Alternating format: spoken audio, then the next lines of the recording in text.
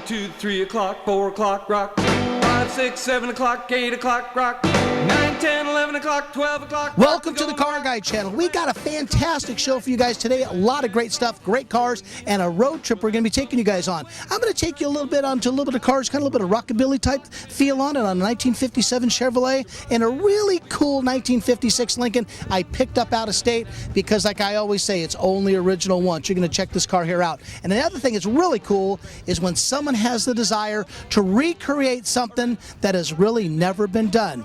And a good friend of ours, Bob Hope, has recreated the Spirit of America. We're going to take a road trip and check that car out. So one thing I'm going to tell you guys, sit down, get yourself a cold one, and don't touch that dial because we have a fantastic show with car stuff all over the place.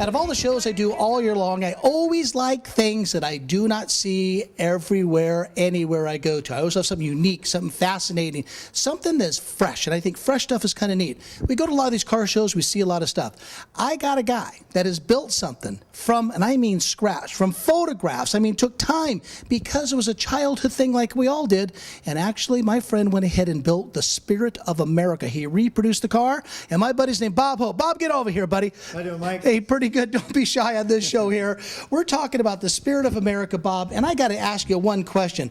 How did you get started on this and why you went ahead and did it?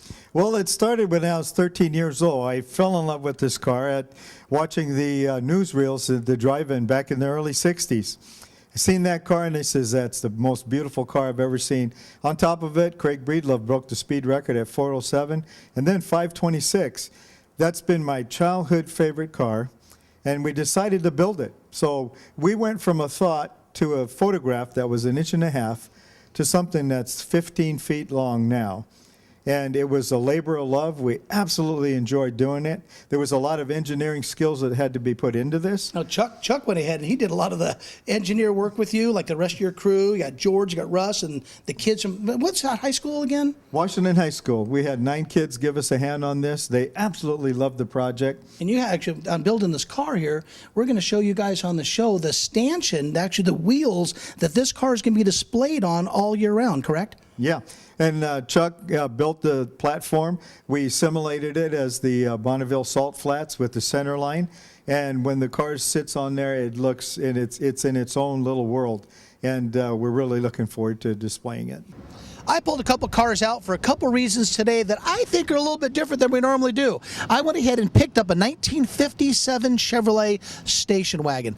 Now, I think the wagons, anything in the 50s, you guys all know is cool. And this car is a little bit of a different flavor than I usually do. I bought this actually for a client in New Zealand, and Carl's a great guy. We talked a lot on the phone to kind of get him exactly what he wanted.